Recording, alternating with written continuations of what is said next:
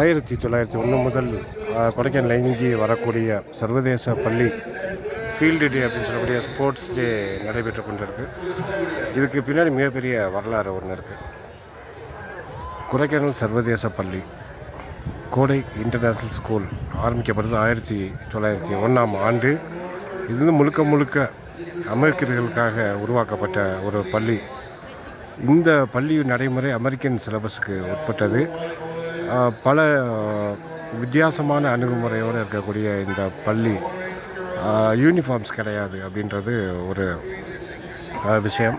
ரெண்டாவது, இவங்களோட ஃபுட்டு மற்றபடி உணவு பழக்க வழக்கங்கள் எல்லாமே ஒரு மாறுபட்ட முறையில் தான் இருக்கும். காலை உணவு காலைல 7 மணிக்கு கொடுத்துட்றாங்க. லஞ்ச் 12 o'clock கொடுத்துருவாங்க. நைட் சாப்பாடு 6 மணிக்குள்ளே முடிச்சிடுறாங்க. இந்த டயட், இந்த உணவு பழக்க வழக்கங்கள் இந்த ஸ்கூலில் பின்பற்றி வராங்க. இது தவிர என்வயர்மெண்ட் ரிலேட்டடாக பல்வேறு பகுதிகளுக்கு போய் அதை ஆராய்ச்சி செய்து அனலைஸ் பண்ணி சப்மிட் பண்ணுறது, இயற்கையோடு இணைந்து வாழக்கூடியது அப்படின்னு சொல்லக்கூடிய முறையில் பல வகையில் மிகவும் ஒரு வித்தியாசமான ஒரு கல்வி முறை இந்த பள்ளியில் இருக்குது.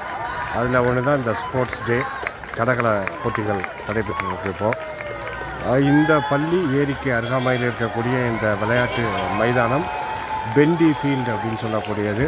இந்த பெண்டி ஃபீல்டு அப்படின்றது ஏரிக்கு அருகாமையில் இருக்கிறதுனால இந்த பச்சை பசுமையாக பராமரிக்கப்படும் அந்த புல்வெளிகள், சர்வதேச தரத்தில் இருக்கக்கூடிய இந்த விளையாட்டு முறைகள் எல்லாமே மிகவும் வித்தியாசமானது.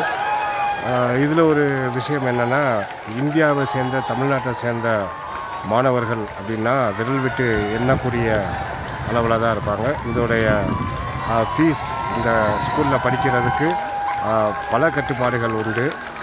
பல்வேறு முக்கிய பிரமுகர்கள், அரசியல் தலைவர்களோட பிள்ளைகள் இந்த பள்ளியில் படிப்பாங்க. நல்ல ஒரு வித்தியாசமான ஒரு சர்வதேச பள்ளியாக விளங்குது. ஆங்கிலேயர்கள் ஒரு சில அவர்கள் குழந்தைக்காக உருவாக்கப்பட்ட சிறிய ஒரு பள்ளியானது இப்போது மிகப்பெரிய அளவில் சர்வதேச பள்ளியாக விளங்கி வர்றது இந்த ஊரோட ஒரு அடையாளமாகவும் விளங்குதுன்றதை தெரிவிச்சுக்கிற நண்பர்களே. மீண்டும் ஒரு காணொலியில் சந்திப்போம். நன்றி, வணக்கம்.